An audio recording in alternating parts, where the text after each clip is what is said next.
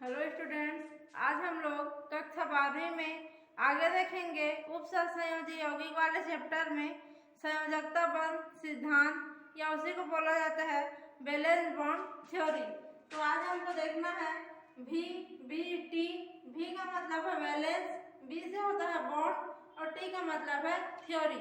तो इसको short form में संयोजकता बंध सिद्धांत को वैलेंस बॉन्ड थ्योरी कहा जाता है।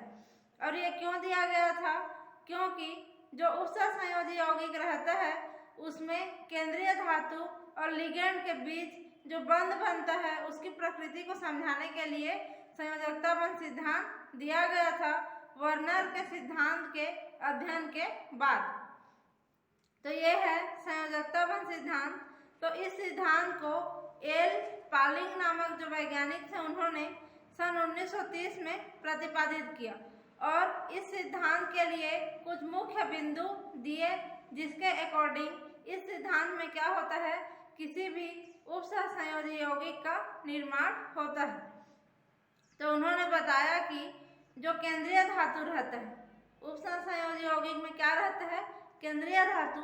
तो जो केंद्रीय धातु परमाणु में लिगेंड के द्वारा, लिगेंड क्या करेगा, जो भी इलेक्ट्रॉन युग्म देगा उसमें लिगेंड द्वारा जो इलेक्ट्रॉन युग्म दिया जाएगा किसको, केंद्रीय धातु को, उसके लिए खाली जगह होना जरूरी है। तो खाली जगह को केमिस्ट्री की लैंग्वेज में क्या कहेंगे, रिक्त ऑर्बिटल होना आवश्यक है। क्योंकि केंद्रीय धातु के पास खाली ऑर्बिटल होना बहुत जरूरी है, जिसमें क्या करेगा वो, जो लिगेंड एकाकी इलेक्ट्रॉन युग्म दान करेगा उसको ग्रहण करने के लिए केंद्रीय धातु के पास रिक्त ऑर्बिटल होना जरूरी है। जैसे इस प्रकार से जो खाली ऑर्बिटल रहेगा उसमें क्या होगा, ये मेटल का है खाली ऑर्बिटल, मेटल का रहता है। अब जो लिगेंड है वो क्या करेगा, लोन पेयर ऑफ इलेक्ट्रॉन इस प्रकार से एकाकी इलेक्ट्रॉन युग्म को दान करेगा। तो इस इलेक्ट्रॉन को दान करेगा कौन, लिगेंड, और किसको दान करेगा, मेटल को। तो मेटल के पास इसको रखने के लिए रिक्त ऑर्बिटल, रिक्त डी ऑर्बिटल होना चाहिए, जिसमें वो क्या कर सके, इन इलेक्ट्रॉनों को जगह बना करके रख सके। अब जो हम लोग अभी पढ़ रहे हैं वह है उपसंयोजी यौगिक। तो जो उपसंयोजी यौगिक में हमेशा एक इलेक्ट्रॉन दान नहीं होता है, जोड़ा में इलेक्ट्रॉन का दान होगा और यही जोड़ा क्या कहलाता है, लोन पेयर ऑफ इलेक्ट्रॉन या फिर एकाकी इलेक्ट्रॉन युग्म कहलाएगा, जिसके द्वारा यहाँ पे क्या बनता है, मेटल और लिगेंड के बीच में उपसंयोजी बंध बनता है। जो उपसंयोजी बंध बनेगा उसमें कैसे दर्शाते हैं, उसको तीर के चिन्ह के द्वारा दर्शाया जाता है। जहाँ से इलेक्ट्रॉन को दान करेंगे वहाँ से तीर को बनाना शुरू करते हैं और जहाँ पर इलेक्ट्रॉन जाता है वहाँ तक उसको ऐसे दर्शाते हैं। तो लिगेंड से इलेक्ट्रॉन निकलता है और कहाँ जाता है, मेटल के रिक्त ऑर्बिटल में जा करके अपना स्थान बनाता है। तो यहाँ से शुरू हुआ इलेक्ट्रॉन का जाना और कहाँ गया, मेटल के रिक्त ऑर्बिटल के पास गया। तो ये जो बंध बनेगा क्या कहलाएगा, उपसंयोजी बंध कहलाएगा। तो इसी को पहले इसके फर्स्ट बिंदु में बताया गया है। दूसरा दिया गया है कि जो केंद्रीय धातु आयन रहेगा, यह जो केंद्रीय धातु आयन है, मेटल है, उसमें उपयुक्त संख्या में परमाणु कक्षकों के उपयोग द्वारा संकरण की क्रिया द्वारा समान संख्या में संकरित कक्षक यहाँ पे प्रदान करता है। अब जो केंद्रीय धातु रहेगा इसमें अगर 4 लिगेंड जुड़ रहा है तो क्या होगा, 4 इसको संकरित कक्षक की जरूरत होगी। अगर 6 लिगेंड जुड़ेगा तो क्या होगा, 6 संकरित कक्षक की जरूरत पड़ेगी। तो जितना लिगेंड उसमें जुड़ने वाला रहता है उसके अनुसार ये क्या करेगा, संकरण की क्रिया द्वारा समान ऊर्जा और समान आकृति वाले संकरित कक्षकों की व्यवस्था कौन करेगा, केंद्रीय धातु करेगा, जिसमें एकाकी इलेक्ट्रॉन युग्म आकर के जुड़ेंगे या अपना स्थान ग्रहण करेंगे। संकरित कक्षक लिगेंड के कक्षकों जो इलेक्ट्रॉन द्वारा प्रदान करते हैं अतिव्यापित होते हैं। अब क्या होगा, इसके पास माना कि इस प्रकार से संकरित कक्षक बन गए हैं 4 ठो, तो जो लिगेंड आएगा तो लिगेंड का जो इलेक्ट्रॉन और इन कक्षकों के बीच यहाँ पे क्या होगा, ओवरलैपिंग या फिर अतिव्यापन की क्रिया होगी। जैसे कि जो H2O का अणु है उसमें H2O का अणु इस प्रकार से रहता है, तो 2 ठो एकाकी इलेक्ट्रॉन युग्म रहता है और 2 ठो हाइड्रोजन और ये रहता है ऑक्सीजन। तो ये ऑक्सीजन का 4 ठो संकरित कक्षक रहता है H2O में, और यहाँ पे हाइड्रोजन आकर के यहाँ पे क्या करता है, ओवरलैपिंग होता है या अतिव्यापन होता है। उसी प्रकार से इसमें भी क्या होगा, केंद्रीय धातु और लिगेंड के कक्षकों के बीच में क्या होगा, अतिव्यापन की क्रिया होगी। अब जो संकरण की प्रक्रिया में क्या हो सकता है, किसी भी परमाणु का बाह्यतम कक्षक को क्या बोलते हैं, एन कक्षक बोला जाता है। तो किसी भी परमाणु का जब एन कक्षक भाग लेगा तो उसको क्या बोलेंगे, बाह्यतम कक्षक। और n-1 को क्या बोलते हैं, देखो ये सबसे बाहर का है n वाला, तो यहाँ पे जो n-1 होगा क्या होगा, इससे अंदर वाला होगा, तो इसको क्या बोलेंगे, आंतरिक कक्षक, और n को क्या बोलेंगे, बाह्य कक्षक। तो यहाँ पे संकरण में n डी कक्षक और आंतरिक कक्षक दोनों प्रकार के डी कक्षक उपयोग हो सकते हैं। जैसे यहाँ पे n बराबर क्या है, 4 है, तो n-1 बराबर क्या हो जाएगा, 3 हो जाएगा। तो संकरण में 3D कक्षक भी उपयोग हो सकता है, और n बराबर 4 है तो यहाँ पे 4D भी प्रयोग हो सकता है। अगर n बराबर 5 है तो 5D यहाँ पे हो जाएगा और यहाँ पे 4D हो जाएगा।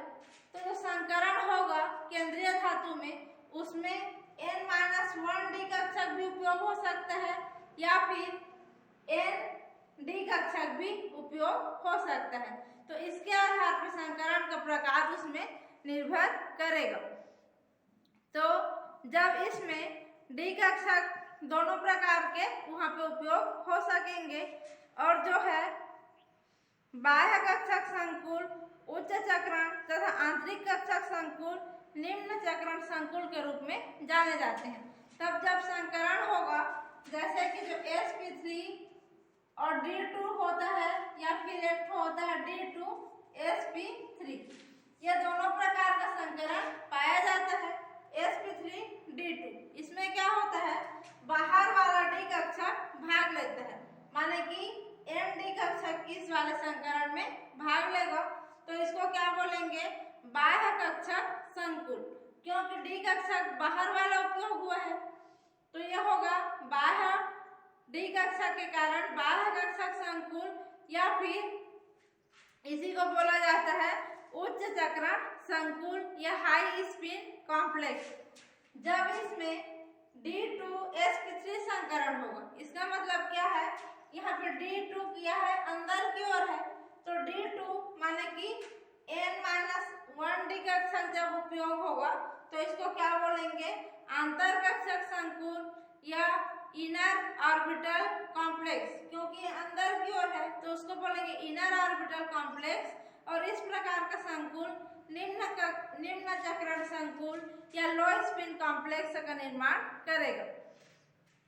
संकरण में क्या होता है, कभी कभी n-1D कक्षक, माने यहाँ से n-1D कक्षक जो रहेगा उसमें क्या होगा, इलेक्ट्रॉनों में युग्मन हो जाता है, पेयरिंग हो जाता है, जिसके कारण जो n-1D कक्षक हैं पूर्ण रूप से खाली वहाँ पे हो जाते हैं। और इस क्रिया के कारण प्रबल लिगेंड जैसे कि अमोनिया, साइनाइड, इन सब के प्रभाव से वहाँ पे क्या हो जाता है कि n-1D कक्षक में इलेक्ट्रॉनों का युग्मन हो जाता है। ये क्यों होगा, देखो यहाँ पे 5 d ऑर्बिटल है जैसे कि, तो 5 में यहाँ पे 4 इलेक्ट्रॉन इसमें भरा हुआ है। तो अगर हमको क्या करना है, D2sp3 संकरण कराना है तो D2, तो हमको कितना ठो D कक्षक चाहिए, 2 ठो, और यहाँ पे 1 ठो D कक्षक खाली है, तो क्या करेंगे, ये वाला इलेक्ट्रॉन उठ करके यहाँ आ जाएगा, ये वाला इलेक्ट्रॉन यहाँ आ जाएगा, तो इसमें क्या हो जाएगा,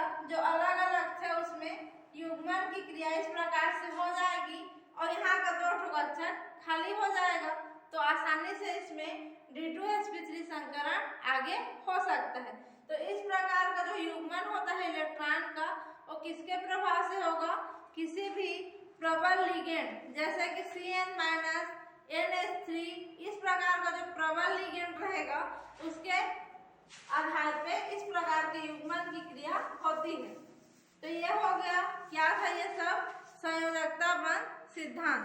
अब इसमें एक दिया है, यदि किसी भी संकुल में अयुग्मित इलेक्ट्रॉन उपस्थित है तो क्या होगा, अनुचुंबकीय प्रकृति का या पैरामैग्नेटिक प्रकृति का होगा। लेकिन अयुग्मित इलेक्ट्रॉन अनुपस्थित है, अब्सेंट है, तो वहां पे प्रतिचुंबकीय व्यवहार या फिर डाईमैग्नेटिक प्रॉपर्टीज में देखने को मिलेगा। तो ये क्या है, यहाँ पे इस प्रकार से जो कक्षक रहता है डी कक्षक, इसमें क्या होगा, इस प्रकार से अयुग्मित इलेक्ट्रॉन रहेगा तो वह संकुल क्या होगा, अनुचुंबकीय होगा या पैरामैग्नेटिक होगा। लेकिन इस प्रकार से ना होकर के इस प्रकार से जोड़े हुए इलेक्ट्रॉन युग्मित इलेक्ट्रॉन है तो एक भी उसमें इस प्रकार से इलेक्ट्रॉन क्या है, अब्सेंट है, तो वह जो यौगिक है या संकुल है क्या होगा, प्रतिचुंबकीय व्यवहार प्रदर्शित करेगा। तो यहाँ पे कुछ एग्जांपल दिया हुआ है किसका, वैलेंस बॉन्ड थ्योरी के आधार पे संकुलों के निर्माण का। तो इसमें 3 प्रकार के संकुल दिया गया है। पहला है ऑक्टाहेड्रल, तो जो ऑक्टाहेड्रल रहेगा उसको अष्टफलकीय संकुल कहते हैं। तो उसमें जो है 6 ठो लिगेंड केंद्रीय धातु के साथ जुड़ा रहेगा। दूसरा देखते हैं चतुष्फलकीय, तो जो चतुष्फलकीय रहेगा उसमें क्या होगा, 4 ठो लिगेंड केंद्रीय धातु के साथ जुड़ा रहता है। लिगेंड के रूप में केंद्रीय धातु के साथ 4 लिगेंड चतुष्फलकीय में जुड़ा रहेगा। अब तीसरा प्रकार आता है वर्ग समतलीय संकुल या उसी को बोला जाता है स्क्वायर प्लेनर कॉम्प्लेक्स। तो उसमें क्या होगा, केंद्रीय धातु के साथ 4 ठो संकुल उसमें भी वर्ग बनाते हुए वहां पे प्रेजेंट रहेंगे। तो इन सब का बनना कैसे बनता है इसको यहाँ पे वैलेंस बॉन्ड थ्योरी के आधार पे बताया गया है। तो इसी का एग्जांपल देखते हैं। सबसे पहले CrNH3 संकुल को, तो ये है CrNH3 संकुल। इसमें देख रहे हैं हम लोग कि अमोनिया की संख्या कितनी है, 6 ठो है, तो इसमें 6 ठो लिगेंड जुड़ा हुआ है। क्रोमियम यहाँ पे केंद्रीय धातु का काम करेगा, अमोनिया लिगेंड का काम करेगा। तो अमोनिया यहाँ पे 6 ठो है, तो यह जो कॉम्प्लेक्स है कौन सा है, ऑक्टाहेड्रल कॉम्प्लेक्स या फिर अष्टफलकीय संकुल का एग्जाम्पल है। तो इसमें देखते हैं कि इसको कैसे बनाया जाता है, किसके द्वारा, वैलेंस बॉन्ड थ्योरी के आधार पर। तो सबसे पहले हम लोग क्या करेंगे, यहाँ पे जो केंद्रीय धातु है उसी का इलेक्ट्रॉनिक विन्यास देखेंगे। तो यहाँ पे केंद्रीय धातु क्या है, क्रोमियम। तो क्रोमियम का परमाणु क्रमांक होता है 24। तो जब इसका इलेक्ट्रॉनिक विन्यास देखते हैं तो ये सब पहले आप लोग देख चुके हो, 1s2 2s2 2p6। यहाँ तक कितना इलेक्ट्रॉन हुआ, 10 इलेक्ट्रॉन। 3s2 3p6 यहाँ तक हुआ 16 इलेक्ट्रॉन। उसके बाद इलेक्ट्रॉन कहाँ जाएगा, 4s में जाएगा। 4s में एक इलेक्ट्रॉन 17 हुआ, कितना इलेक्ट्रॉन बचा, 17 इलेक्ट्रॉन यहाँ पे हुआ है। उसके बाद यहाँ तक हुआ था 18 और यहाँ तक हो गया 19 इलेक्ट्रॉन हुआ है। अब 5 इलेक्ट्रॉन बचा है। तो जो 5 इलेक्ट्रॉन है वो किस में जाएगा, 3d कक्षक में जाएगा। तो 5 इलेक्ट्रॉन 3d में जाएगा। यहाँ पे बुक में कहीं कहीं पे देखने को मिलता है क्रोमियम का 4s में 2 दे दिया रहता है। तो 4s में आफबाउ के नियम अनुसार पहले क्या होना चाहिए, 2 ठो इलेक्ट्रॉन ही जाना चाहिए। तो जब इसमें 2 इलेक्ट्रॉन जाएगा तो इसमें क्या होगा, 4 इलेक्ट्रॉन बचेगा।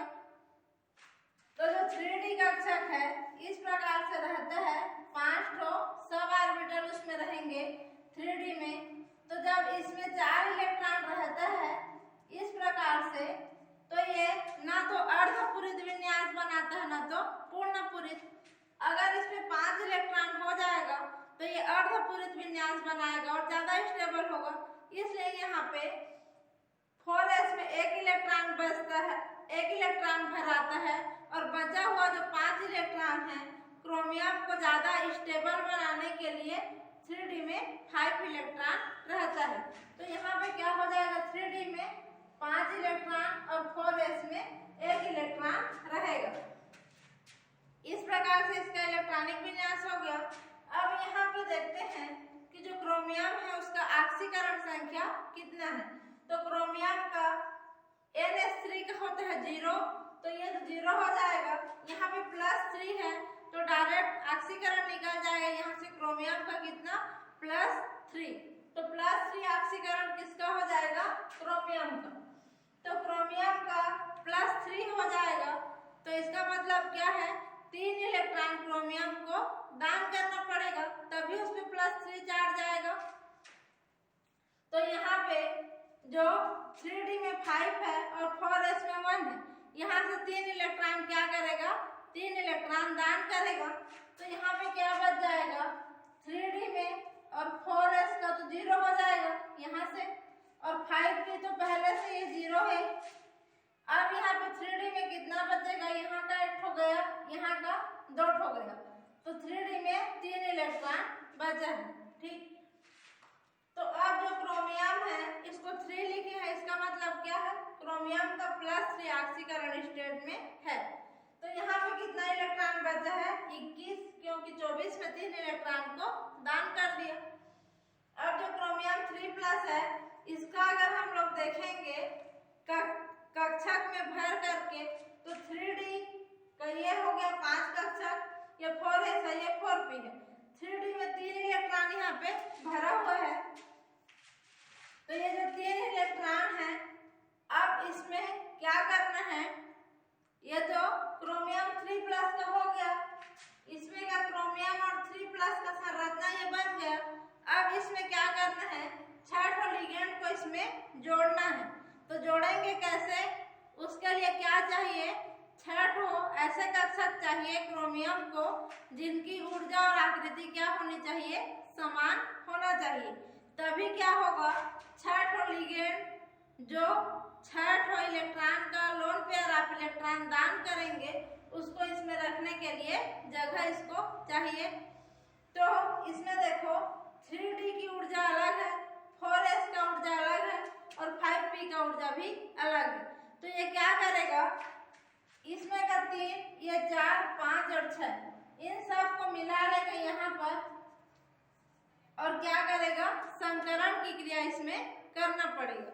अब संकरण होगा तो क्या होगा, यहाँ पे इन सब का ऊर्जा और आकृति आपस में मिक्स होकर के समान ऊर्जा और आकृति वाले कितना ठो कक्षक बनेंगे, जितने कक्षक भाग लिए हैं उतना ही कक्षक बनेंगे। तो 3, 1, 4 और 2, 6 कक्षक भाग लिया है, तो 6 ठो समान ऊर्जा और आकृति वाले कक्षक यहाँ से बन जाएंगे। तो ये जो संकरण होगा, इसमें का D2 भाग लिया है, तो ये कौन सा वाला D2 है, देखो यहाँ पे n बराबर क्या है, 4 है, क्योंकि बाह्यतम कक्षक कौन सा है, 4s है। तो n बराबर 4 है, तो ये क्या है, n-1d भाग लिया है। तो ये कौन सा संकरण होगा, D2 और ये s और 3 ठो p है तो p3, तो इसमें D2sp3 संकरण पाया जाएगा। बुक में इसको क्या दिया हुआ है, sp3 D2 संकरण दिया है, उसको आप लोग सुधार लेना, बुक में दिया हुआ है उसको। ये क्या हो जाएगा, D2sp3 संकरण, क्योंकि इसमें आंतरिक कक्षक भाग ले रहा है, तो ये आंतर कक्षक संकुल या इनर ऑर्बिटल कॉम्प्लेक्स कहलाएगा। अब यहाँ पे 6 जो अमोनिया दिया हुआ है, उसको क्या करना है, इन सब में जोड़ना है। तो उसके लिए यहाँ पे ये हो गया 3d का कक्षक, यह 4s का, अब यहाँ पे आएगा 4p कक्षक। तो यहाँ पे जो क्या करेंगे, एक अमोनिया 1 ठो लोन पेयर आप इलेक्ट्रॉन देगा, 1 ठो अमोनिया, तो यहाँ आ जाएगा, सॉरी यहाँ पे तो 3 इलेक्ट्रॉन पहले से था इसका, तो ये रहेगा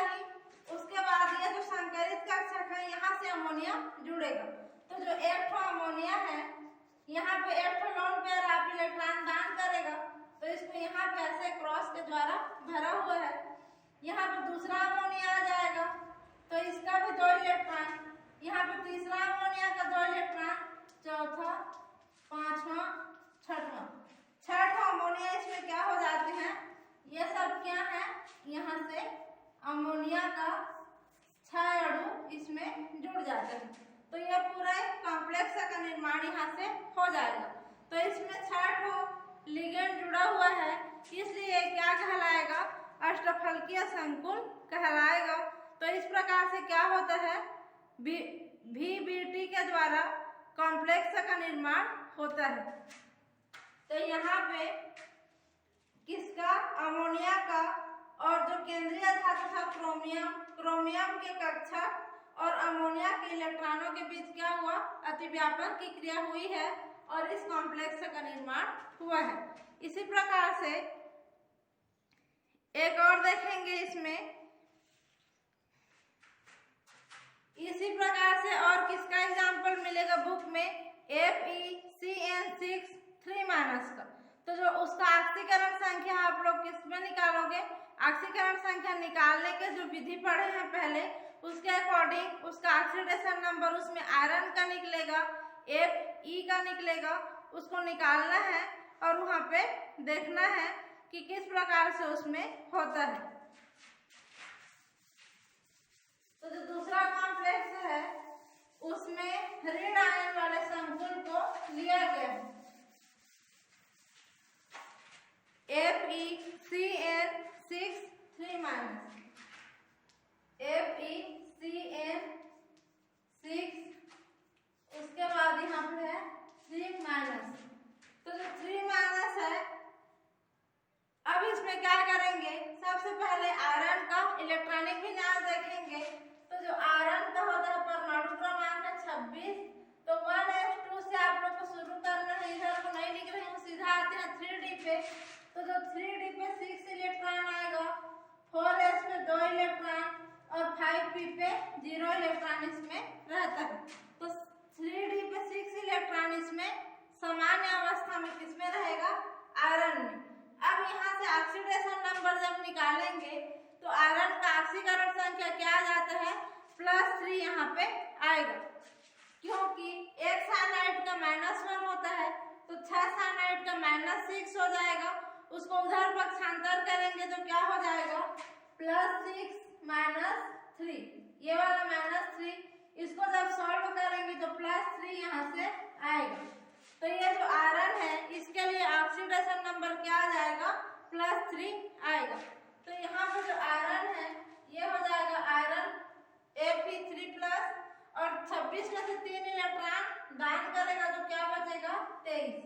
अब इसका इलेक्ट्रॉनिक विन्यास जब देखेंगे तो यहाँ से शुरू होगा 1s से। अब 3D मेन है इसलिए 3D को देख रहे हैं, तो 3D 4s और 4p में तो 0 इलेक्ट्रॉन था, 4s का 2 इलेक्ट्रॉन दान करेगा और 6 3D का 1 इलेक्ट्रॉन दान करेगा, 2 और 1 3 इलेक्ट्रॉन यहाँ से दान होगा, तो ये हो जाएगा 0 और 3D में बचेगा 5 इलेक्ट्रॉन। अब इसमें क्या देखेंगे, इसका कक्षीय चित्र देखेंगे। तो 1 2 3 4 5, ये क्या है, 3D का है। उसके बाद आएगा 4s, उसके बाद यहाँ पे आता है 4p कक्षक। तो 3D में 5 कक्षक है, उसमें क्या करेंगे, इन 5 इलेक्ट्रॉन को भरेंगे। तो यहाँ से आ जाएगा 1 2 3 4 5 इलेक्ट्रॉन। अब 4s खाली है और 4p भी खाली है, तो इन सबको यहाँ पे खाली ही रहने देते हैं। अब ये क्या हो गया, Fe3+ संकुल यहाँ तक बन गया, Fe3+ बन गया। अब इसमें क्या करना है, साइनाइड 6 जो CN है उसको यहाँ पे ला करके जोड़ना है इसमें। तो जोड़ेंगे तो क्या चाहिए, इसको 6 जुड़ेगा तो 6 खाली कक्षा किसको चाहिए, किसको, Fe3+ को।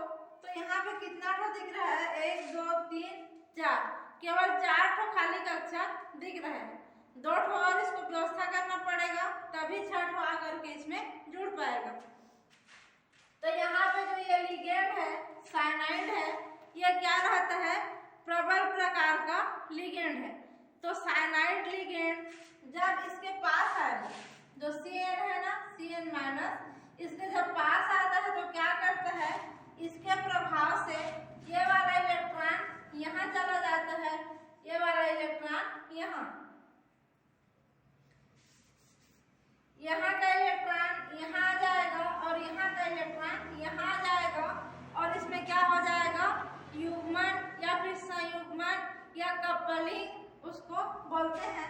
तो कपलिंग की क्रिया हो जाएगी और ये दोनों इलेक्ट्रॉन इधर क्या हो जाएंगे, स्थानांतरित होकर के संयुग्मन इसमें हो जाता है।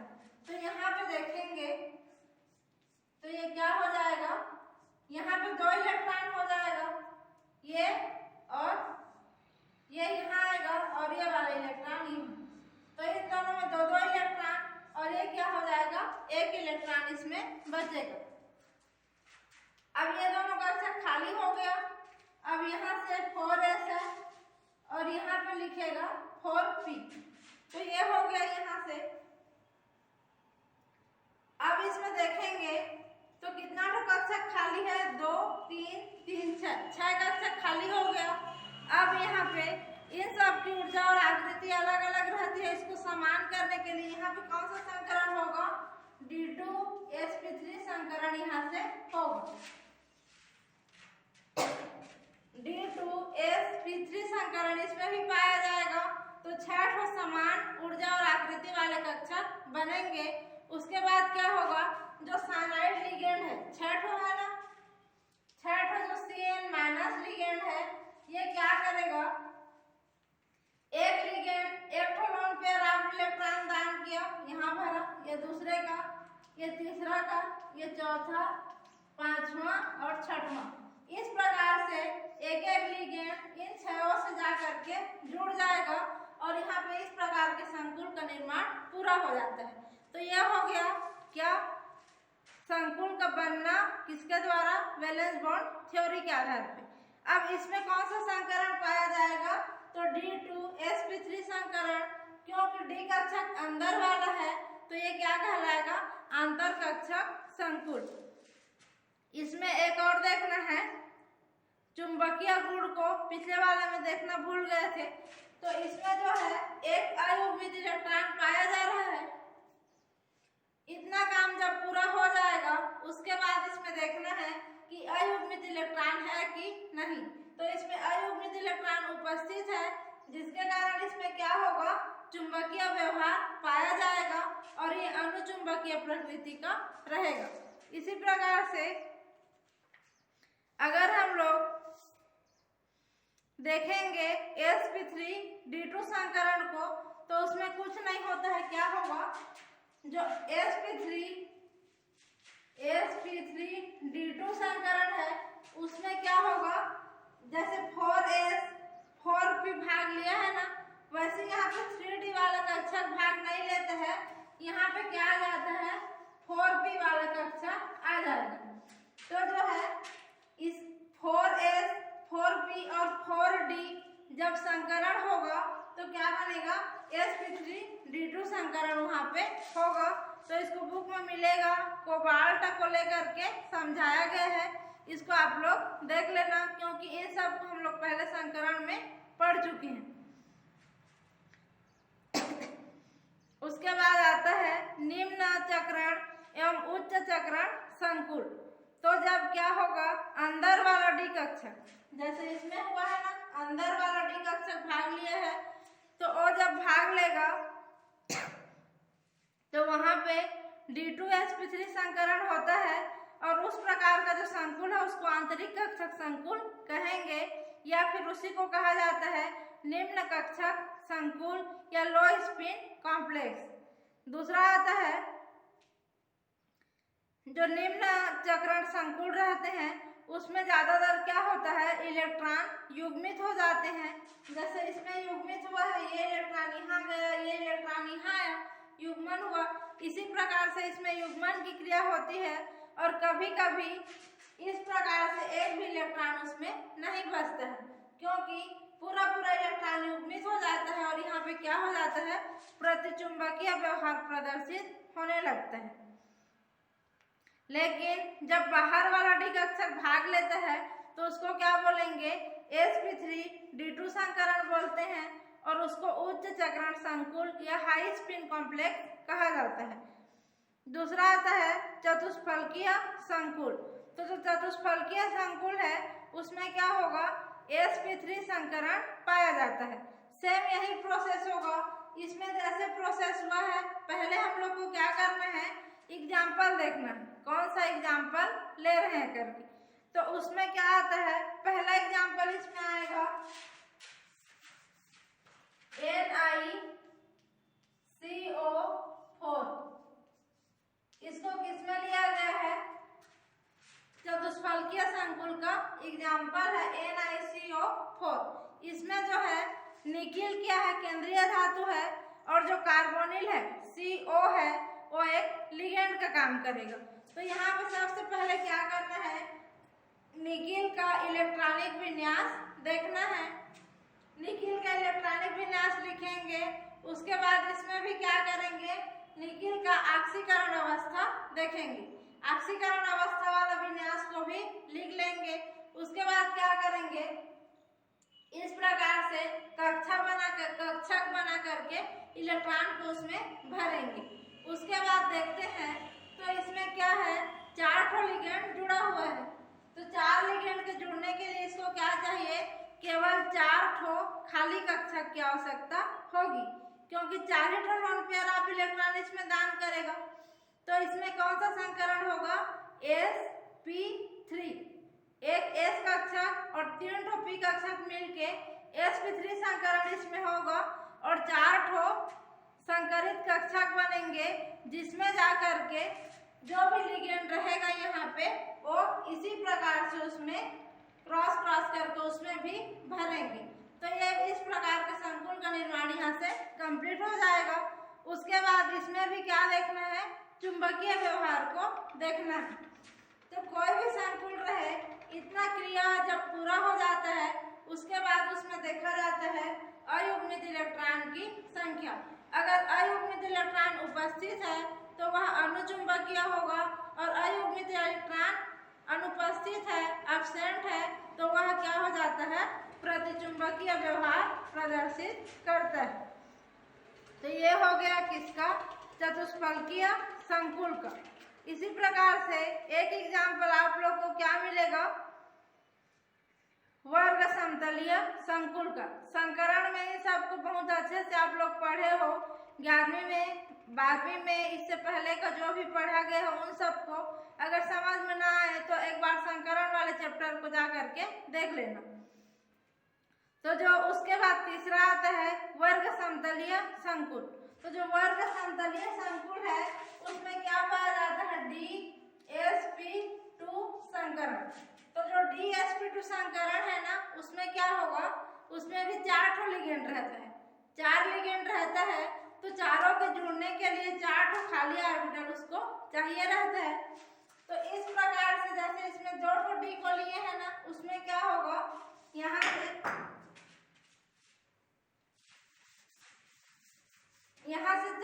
2 डी को लिए थे तो यहाँ से 1 डी को लेंगे, इस वाले डी को, इसको, और 1 एस और 2 यहाँ से पी को लेते हैं। तो यहाँ पे क्या हो जाएगा, डी, इसका डी, फिर एस और 2 पी, तो P2। तो इस प्रकार से उसमें क्या हो जाता है, संकुल बनता है DsP2 संकरण के द्वारा। तो इस प्रकार का जो संकरण होता है उसको बोला जाता है DsP2 संकरण। और इस प्रकार के संकरण के द्वारा वर्ग समतलीय संकुल का निर्माण होता है।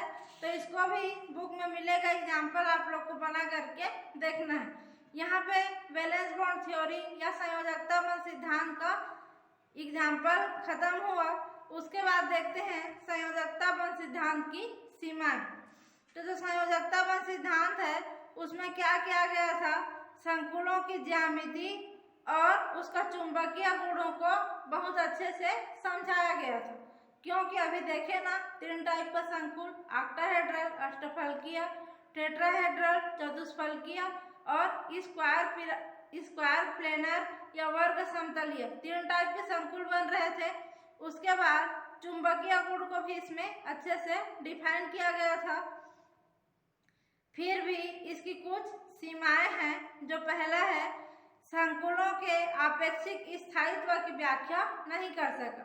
माने 2 या 3 संकुल को लेंगे तो कौन सा संकुल ज्यादा स्थायी होगा, कौन सा कम स्थायी होगा, इसको इस सिद्धांत के द्वारा नहीं बताया गया था। यह पहली कमी थी। दूसरा था, जो भी उपसहसंयोजी यौगिक था उसमें बंधों की गुणात्मक व्याख्या नहीं किया गया था। जो बंध यहाँ पे बन रहा था उस बंध की गुणों की गुणात्मक व्याख्या इसमें नहीं की गई थी। तीसरा था, जो ज्यामिति है, जो भी स्ट्रक्चर या ज्यामिति बन रहा था जैसे ऑक्टाहेड्रल, टेट्राहेड्रल, इन सब के बारे में प्रयोग के द्वारा उसको प्रायोगिक व्याख्या वहाँ पे नहीं दिया गया था। प्रबल और दुर्बल लिगेंडों के बीच विभेद नहीं करता है। जो मैं बोली ना यहाँ पे साइनाइड जो Cn- है वो एक प्रबल लिगेंड है। तो प्रबल लिगेंड क्या होता है और दुर्बल लिगेंड क्या होता है, इसको अच्छे से इस सिद्धांत में नहीं बताया गया था। इसी को आगे समझाने के लिए क्या दिया जाएगा, क्रिस्टल फील्ड थ्योरी या फिर क्रिस्टल क्षेत्र सिद्धांत, जिसमें आप लोग को प्रबल लिगेंड और दुर्बल लिगेंड दोनों को बहुत अच्छे से वहां पे समझाया जाएगा। उसके बाद इसमें क्या हुआ, आंतरिक कक्षक संकुल और बाह्य कक्षक संकुल दोनों के अस्तित्व के बारे में बहुत अच्छे से व्याख्या नहीं किया गया था, केवल उनकी परिभाषा ही बताई गई थी। उसके बाद दिया गया है कि जो संकुल में स्पेक्ट्रम बनता है, प्रकाश के अवशोषण से क्या होता है, स्पेक्ट्रम बनता है, अवशोषण स्पेक्ट्रम, उत्सर्जन स्पेक्ट्रम। उस प्रकार से जो अवशोषण स्पेक्ट्रम बनता है उसके बारे में यहाँ पे कोई भी व्याख्या नहीं की गई थी। और जो संकुल रहता है उनका कलर, कौन सा संकुल कौन से कलर का दिखेगा, उस कलर के बारे में भी स्पष्ट यहाँ पे कोई एक्सप्लेनेशन नहीं दिया गया था। उसके बाद है चुंबकीय गुण में केवल अणुचुंबकीय होगा और प्रतिचुंबकीय होगा, इतना बस बताया गया था। और जो चुंबकीय व्यवहार के अंदर जाकर उसका एक्सप्लेनेशन नहीं मिला है, इसलिए इस सिद्धांत में भी कुछ न कुछ अभी जो पढ़े वो सब इनकी कमियों में आएगा। अब इसके बाद हम लोग को अगला देखना है क्रिस्टल क्षेत्र सिद्धांत या क्रिस्टल फील्ड थ्योरी। उसके बारे में अगली क्लास में देखेंगे। अभी के लिए बस यहीं तक संयोजकता बंध सिद्धांत को आप लोग पढ़ करके अच्छे से कंप्लीट रखना। अभी के लिए बस यहीं तक, इससे आगे का अगली क्लास में देखेंगे।